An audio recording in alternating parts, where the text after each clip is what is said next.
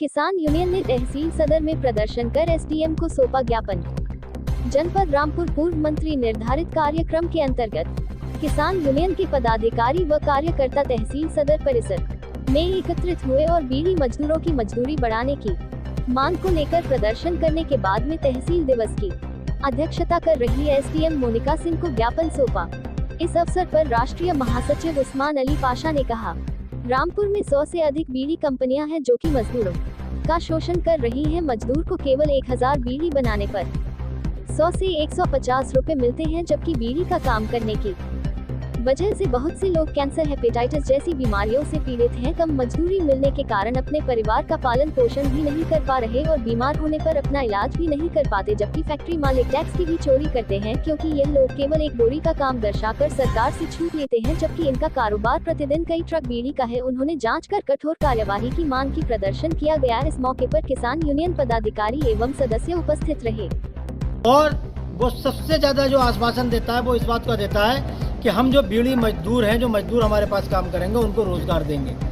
तो उनको केवल 100 से 120, 130 मतलब हद कमाल को 150 रुपये प्रति हजार के हिसाब से बीड़ी बनाने की मजदूरी मिल रही है। और वो बेचारे मतलब cancer, hepatitis B, hepatitis C उसके मरीज होते चले जा रहे हैं, जबकि इसके उनके इलाज की व्यवस्था करना भी बीड़ी फैक्ट्री का काम है।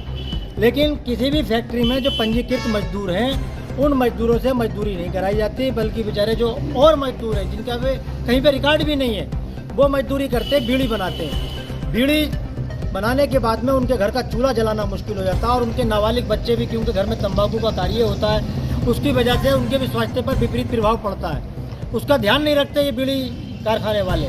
और इनकी अगर प्रॉपर्टी का हिसाब लगाओगे तो अगर जिसने बीड़ी का कारखाना शुरू कर दिया, तो अगर इसका आज बीड़ी इसके 1 लाख रुपए का कारखाना है मतलब, तो इसका आप देखोगे इनकी प्रॉपर्टी जो है, इनकी और इनके परिवार की प्रॉपर्टी की अगर जांच की जाए तो अरबों खरबों रुपए की प्रॉपर्टी इनकी बढ़ती चली जाती है। उसका कारण ये है कि ये लोग करते क्या हैं कि ये बनाते हैं बीड़ी, जो दिखाते हैं सरकार को, केवल कहते हैं कि हमारा 1 बोरे का काम है, 2 बोरे का काम है, जबकि इनका ट्रकों का काम होता है। अन्य जिलों में इनकी बीड़ी सप्लाई होती है, अन्य प्रदेशों में इनकी बीड़ी सप्लाई होती है, लेकिन कोई इस पर ध्यान नहीं देता।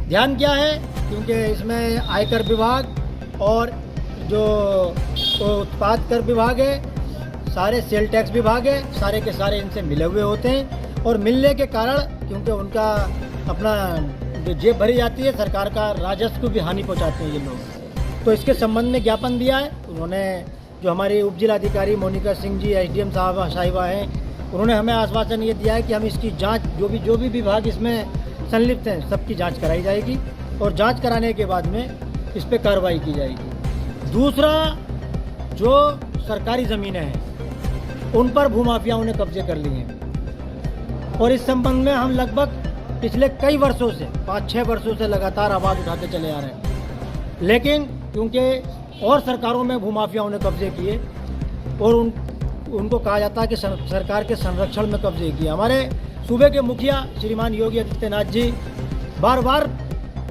बुलडोजर नीति अपनाते हुए कह रहे हैं कि हम भूमाफियाओं को मिट्टी में मिला देंगे, लेकिन मिट्टी में मिलाना नहीं, बल्कि उन्होंने किसानों की जो मिट्टी थी, जो उपजाऊ ज़मीन थी, उस पर कब्जे करके और प्लॉटिंग कर रहे हैं। यहाँ तक कि जबकि अगर कोई भी प्लॉटिंग करेगा तो पहले उस ज़मीन को 143 कराएगा। 143 कराने के बाद में उस ज़मीन का नियम अनुसार लेआउट पास कराएगा, तब उसकी प्लॉटिंग करेगा।